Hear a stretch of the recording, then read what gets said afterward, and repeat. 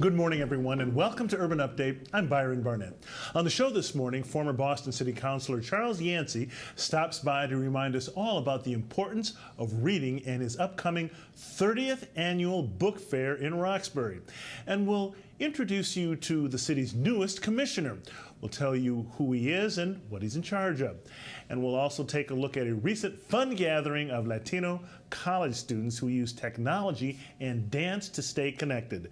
But up first, in 2002, Tyrek D. Lee Sr. accepted a job as a telephone operator at Boston Medical Center, hoping to keep earning enough to support his 3 children. 14 years later, Tyrek Lee has become a tireless leader in the Massachusetts labor, healthcare, and social justice movements.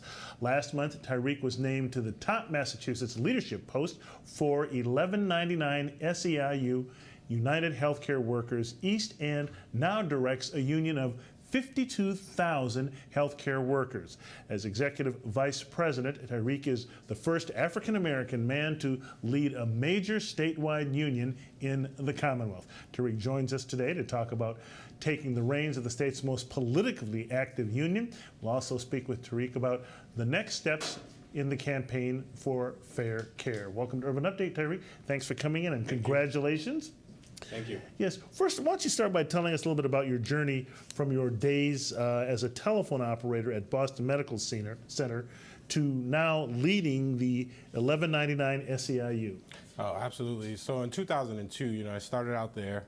I didn't really know much about unions, but I got very active, through my social background, through my grandmother and my mother. I ended up meeting Veronica Turner, who was the vice president, executive vice president prior to me. And so I started out, as a shop steward, or what we call a delegate. In 2004, I was able to work on the Kerry presidential campaign with our union. And then I got hired in 2005, as a political organizer. I got elected vice president in 2010. And here I am today, executive vice president. Wow. Now, what are your top goals for the union now that you are the executive vice president? So, to continue to build on the momentum for the Fight for 15. Our Fair Care campaign, is very, very important, and I really want to double down on organizing. I believe that workers in the workplace should have a voice, and they should absolutely have a voice in their communities. Now, we know that your union is, we described it, I believe, at the top as one of the most politically, if not the most politically active union in Massachusetts. What about the presidential campaign? Is your union taking sides, endorsing anyone? Yes, our union has endorsed Hillary Clinton for the presidential campaign. Why? Well, one of the reasons I think is that we look at a movement of conversions, and we want to make sure that we support a candidate that can really move an agenda. I think we have 2 great candidates in this race, and that would be Hillary Clinton and Bernie Sanders, but 57% of the members wanted to endorse Hillary. Okay, now we've talked before on Urban Update about the Fight for 15. You mentioned that. Can you sort of kind of update us on what's coming up next in the movement and your union's continued role in this? Yeah, so, since the last time I was here, we have won 15 for our home care workers. We've won 15 at Boston Medical Center. We also have won 15 at Woodland Hospital, and pathways to 15 for other areas. So next up is we're going to have a big action on April 14th that I encourage everyone to attend. Okay.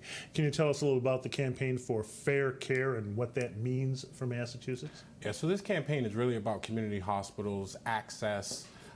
We have some rich hospitals in the Commonwealth who provide the same care that these community hospitals provide and are being paid a lot more. You think about knee replacements, you think about birth or deliveries. These happen in gateway cities, and folks should get the care that they need in the cities that they live in.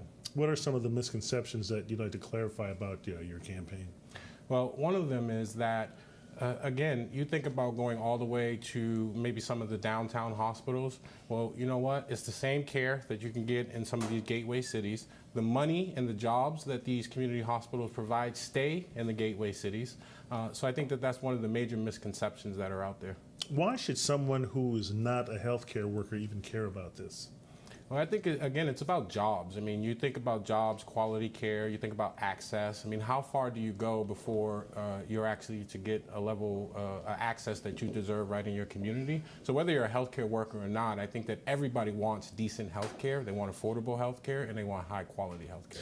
What are the next steps for your campaign? Well, we're going to have a hearing on March 8th. You know, we're hoping that the legislator will help fix this problem, but we're more than prepared to take it to the ballot. Last year, we collected well over 100,000 signatures, and if we can't figure it out with the legislator, we'll have the people decide in November. When you watch the political campaign going along and what the you talk about health care and you see the arguments on the Republican side and the arguments on the Democratic side.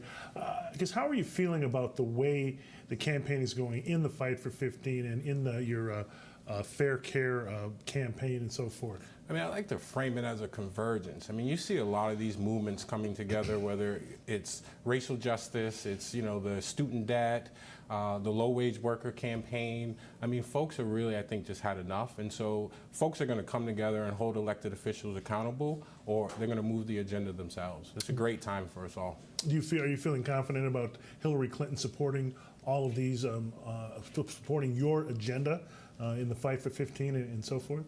You know, I'm confident that I'm confident that she supports it, but also the way that our union looks at it, no matter what the candidate is, we are going to drive the issues and make sure that the community's voices are heard.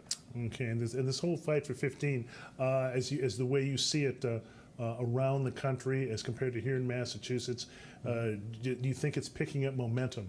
Oh, yes. I mean, it's picking up huge momentum. I mean, as you can see, as I said, the home care workers, the poorest hospitals were able to do 15, and I think a lot of folks understand that wages have been stagnant, and it's time to lift them up for all workers. Okay, all right. Tyrek Lee Sr., the new executive director for 1199 SEIU. Healthcare workers. Thank you. Thanks for coming in. Congratulations. Thank you. And just keep fighting the battle. All right. Thank you. All right. Coming up, celebrating 30 years of literacy with a local book fair that has distributed more than 675,000 books to over 30,000 families. All the details right here on Urban Update.